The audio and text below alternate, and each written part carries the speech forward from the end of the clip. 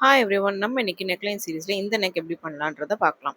So அதுக்கு நம்ம normal neck போட்டுட்டு அதில் கீழேருந்து ஒரு 2.5 இன்ச்சஸ் மேலே தள்ளி மார்க் பண்ணிவிட்டு இந்த மாதிரி கர்வ் கொடுத்துக்கோங்க. அப்புறமா இந்த ரைட் சைடில் உங்களுக்கு எவ்வளோ டெப்த் வேணுமோ அவ்வளோ வச்சுட்டு இந்த ஆர்ம் கர்வ் வச்சு இல்லை நீங்கள் ஒரு பேட்டர்ன் கர்வ் வச்சு நீங்கள் இந்த மாதிரி ட்ரா பண்ணிக்கோங்க. இப்போது மேலே இருந்து 1.5 இன்ச்சஸ்க்கு மார்க் பண்ணிகிட்டே வாங்க. அப்புறம் அந்த 1.5ஓட மிட்ல இந்த 1/2 இன்ச்சஸ்க்கு இந்த சைடு லைன் போட்டுக்கொள்ளி அங்கே ஒரு மார்க் கொடுத்துட்டே வாங்க. இப்படி மார்க் கொடுக்கும்போது உங்களுக்கு ஸ்கேலப் வந்து ஈஸியாக கனெக்ட் பண்ணுற மாதிரி இருக்கும். இப்போ இதோ நான் கனெக்ட் பண்ணுற மாதிரி இப்படி கனெக்ட் பண்ணிக்கோங்க.